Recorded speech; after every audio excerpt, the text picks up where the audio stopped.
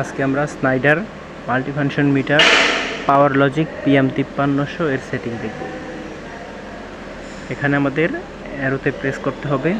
অ্যারোতে প্রেস করে আমরা চলে যাব মেইনটেনেন্সে।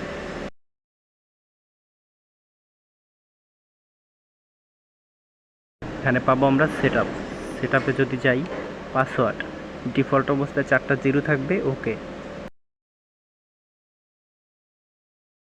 এখান থেকে আমরা চলে যাব মিটার মোডে।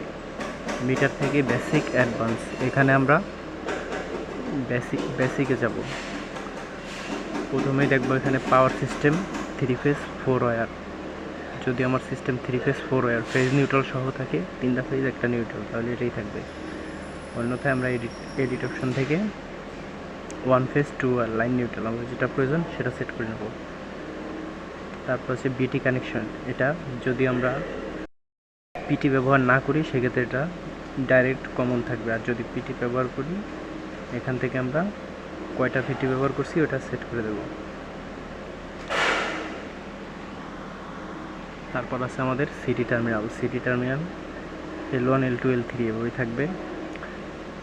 সবচেয়ে গুরুত্বপূর্ণ সেটিং হয়েছে সিটি প্রাইমারি, আমাদের কত অ্যাম্পিয়ারের সিটি আছে এটা। যদি আমাদের 100/5 থাকে সেই ক্ষেত্রে আমরা এখানে 100 সেট করে দেব।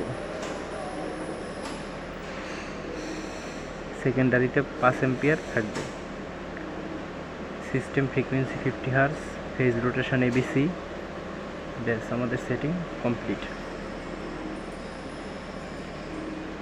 এরপর যদি আমরা এখানে টাইম অ্যান্ড ডেট সেট করতে চাই, তাহলে আমাদের মেইনটেনেন্সে যেতে হবে। এখান থেকে আমাদের আসতে হবে সেটআপ, পাসওয়ার্ড ওকে, এখানে ক্লক। এখান থেকে আমরা ডেট অ্যান্ড টাইম চেঞ্জ করতে পারি।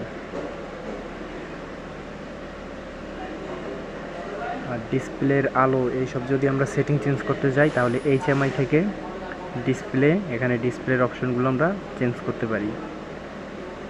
এখানে ল্যাঙ্গুয়েজ, ডেট ফরম্যাট এবং টাইম সেট করতে পারি। এখান থেকে যদি আমরা পাসওয়ার্ড দিই, তাহলে পাসওয়ার্ড চেঞ্জ করার অপশন দেখতে পাবো। এখানে আমাদের সব ডিফল্টভাবে 00 আছে। যদি আমরা সেট করতে চাই পাসওয়ার্ড, আমরা এখান থেকে সেট করে নিতে পারবো।